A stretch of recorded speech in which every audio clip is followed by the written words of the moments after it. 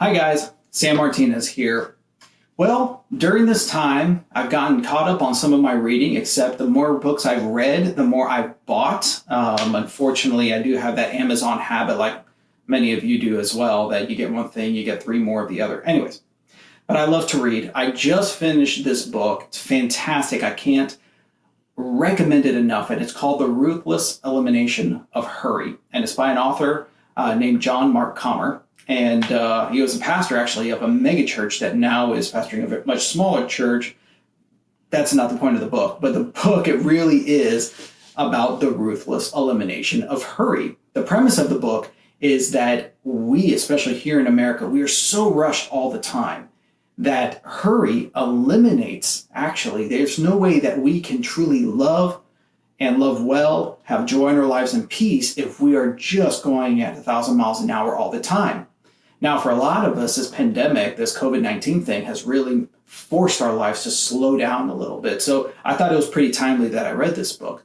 But anyways, I don't want to get into too much detail because you can go read the book yourself. It's a great and easy read.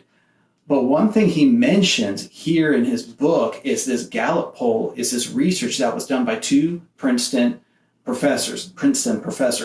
And I thought it was funny but fascinating. And it had to do with how much money, on average, does somebody need to make to find happiness, right? We got Maslow's hierarchy of needs. Obviously, we need to have food and shelter and some of the basic things. And of course, in our society, we have to get paid to be able to pay for these things. But there's a point that making more does not make you happier. Now, we know that money doesn't buy everything, but it does buy a lot of stuff that we need. So we do have to make money. We know that. Anyways. So this study, and by the way, I put the link down here so you can read the study. It's fascinating.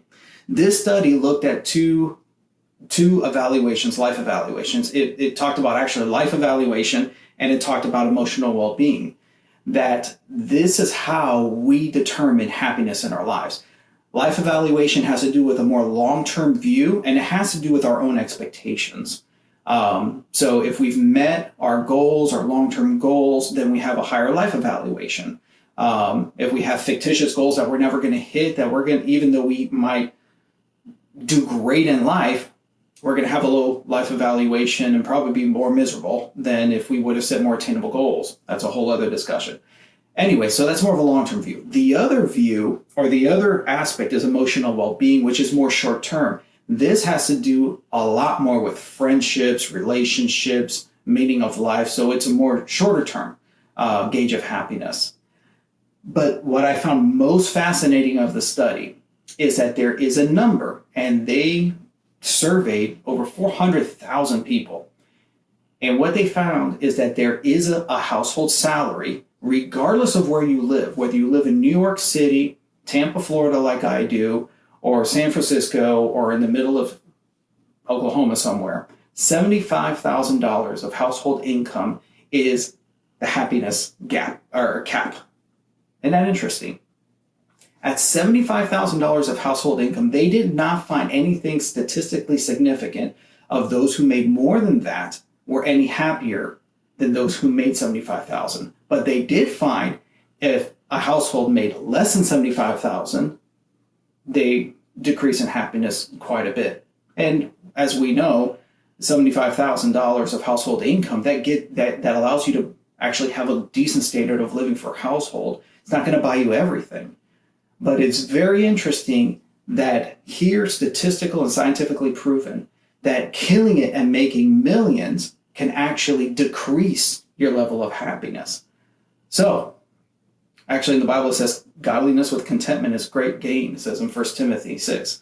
So this kind of proves that, yes, we do need to work. Yes, we do need to make good financial decisions. But the point of all that is for our own happiness. So find your enough. Find that enough. And if you cannot find that enough, let me give you the number. $75,000 a year of household income. Anyways, give me a call. Shoot me an email. Let me know what you think of this, and I'd love to talk about it with you. Talk to you soon.